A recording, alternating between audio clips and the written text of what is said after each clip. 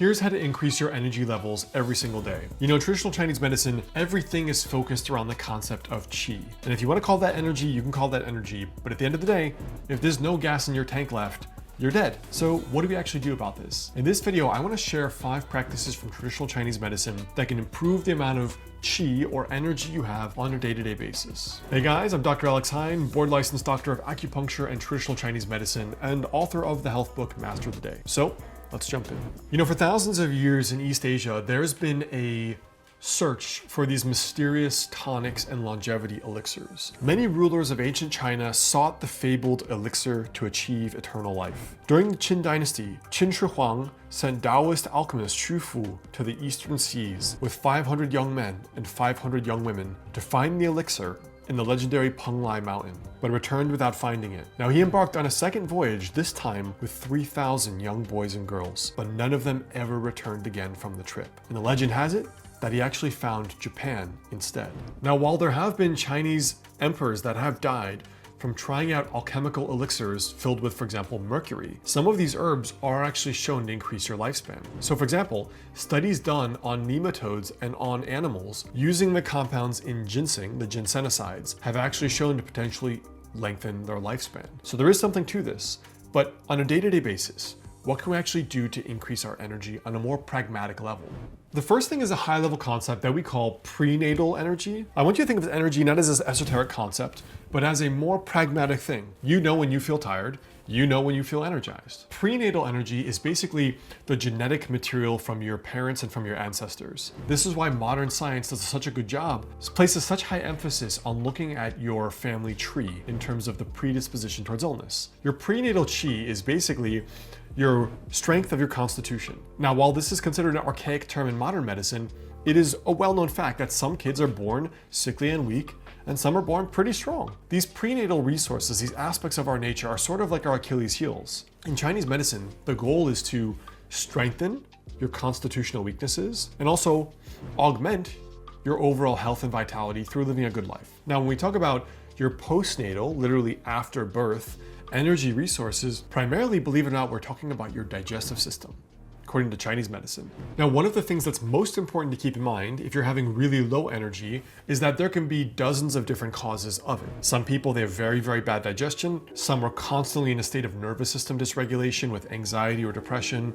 Some aren't sleeping well, and other people have blood sugar issues. So how do you know where your symptoms are coming from? Well, the first link below this video, or you can just go to dralexheyne.com/quiz, is a link to a 12-page quiz I put together exhaustively so you can actually quiz yourself on your symptoms that will help you hone in on, is it digestive? Is it sleep? Is it nervous system? Is it anxiety related? Take that quiz, score yourself there, and then we've actually taken the time to hyperlink to other videos on this exact topic that I've put together so you can go more in depth, and the whole thing's free. So I'd highly recommend checking out that quiz, go through it, because according to traditional Chinese medicine, the reason for your fatigue might be a little different than if you go to a normal doctor. Check it out, link below this video. So let's talk about that idea of the digestive fire. It's interesting that in Chinese medicine, we say that one of the main ways of building your postnatal energy and vitality is what we call the spleen. One of the things I want you to think about is that I don't think for a lot of people, it is immediately intuitively obvious that your energy levels and sleep levels for a high percentage of people are directly tied to your diet,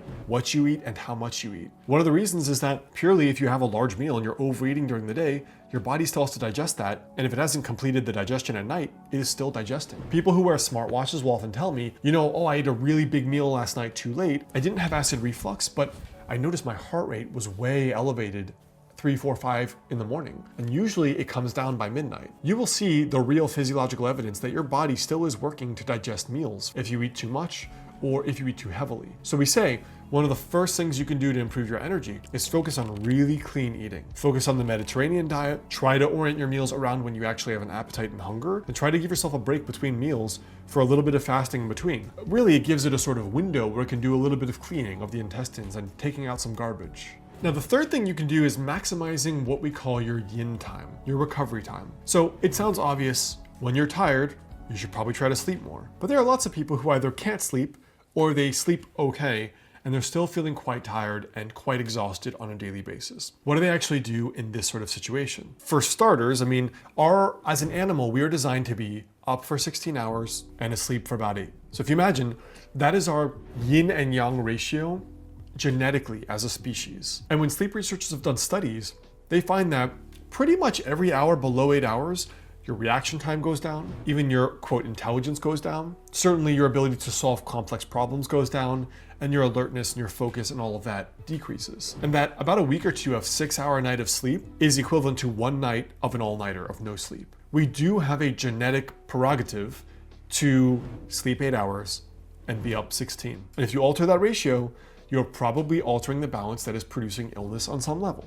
Besides the fact that if you're having sleep problems, you're probably going to have energy problems. One of the main areas I see this benefit people in is when people have issues with their nervous system. People who have a high heart rate, they feel anxious often, they feel stressed, they may have heart palpitations, they may have depression, they may have headaches. But the main thing that I see is that for people who are experiencing these symptoms, more yin time, doesn't have to be sleep, could be at home alone in the quiet, could be walking your dog in the woods, could be with someone you love who's very regulating to your nervous system. In Chinese, this is saying you shut the doors and you close the windows for someone who's very sick. And what that means is you're trying to minimize any energy expenditure, any energy leak, so that the body has no way that it is being taxed. So maximizing yin time is basically putting your nervous system into a state of storage. And if you can do that, saying no to more things, stronger boundaries, you will often accelerate your ability to have more energy during the day because you aren't being drained.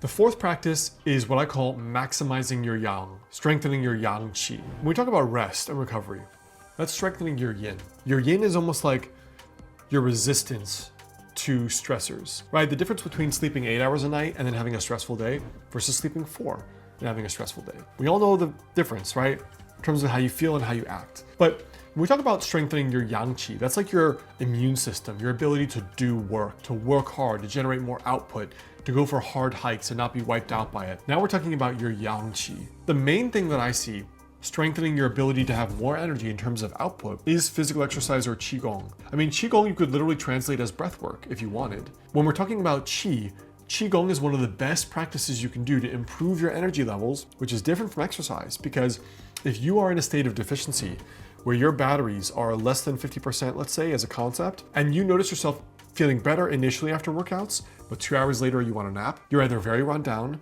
or you're overdoing your workouts. Qigong, by comparison, will never make you more tired. It will only improve your amount of energy. So for example, I never nap. I will only do Qigong if I'm really exhausted. The reason for that is this slow rhythmic, the increasing of the breath time, big inhale, really slow exhale, all of that is one of the best ways to improve what ancient Chinese literally believed was like the vital force. Qi is one of the only non-material ways you can improve your energy is through Qigong. But physical exercise is a good close second for a lot of people. You know, a little side note here, the elderly people that come into my clinic, when I do pulse diagnosis on them, the ones who have the strongest pulses, they're always the people who are regular exercisers throughout their life, who work out 4 or 5 days a week, who are cyclists, who are runners, go to the gym, who do yoga. That's very telling because they often have more strong pulses than people who are 40 or 50, half their age. So that says something about how much stronger you can make what we call your blood and qi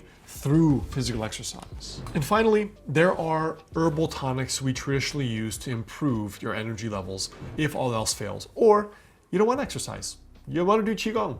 You just want to see me take some herbs, like taking a medication, and improve your energy levels. It's a lot easier, to be honest. But in a perfect world, you're doing all of the above, right, for a holistic approach. But there are 5 herbs I want to focus on here that are traditional tonic formulas or herbs, but modern scientific research also supports that. And more importantly, clinically, it is obvious that these improve energy in people. The first one, very commonly, ginseng, renchen. Ginseng is in the category of herbs that tonify qi in our ancient medical books. Sure enough, both modern research and clinical experience shows that formulas with ginseng generally do improve energy. The second herb, rhodiola or hongjingtian, this is an herb that is typically used to regulate the HPA axis, the chronic stress response that's become dysregulated or has become excessive. This herb, very, very good. You see it more in like naturopathic medicine, although I think it is originally from high elevation in Tibet. And this herb is very, very good for that as well. So for people experiencing fatigue due to high levels of stressors, this is something that can regulate those stress pathways very well. A third herb is called huangqi or astragalus. Astragalus is very commonly an herb you used for low immunity. When there's fatigue, susceptibility to colds and flus, huang qi or astragalus can be very, very effective for improving your immune system functioning and is commonly used for hypothyroid issues and also conditions that involve fatigue. The fourth herb is called lingzhi or reishi. Reishi often is an herb that we use to calm the spirit. It's often used in formulas for anxiety and for insomnia. And reishi is something that is well studied for helping with overall fatigue, as well as just calming the nervous system down. The fifth herb is called gochidze or goji berry. So goji berry is one of those superfoods commonly used to improve the eyes in Chinese medicine. Goji is also something that we call a liver and kidney yin tonic.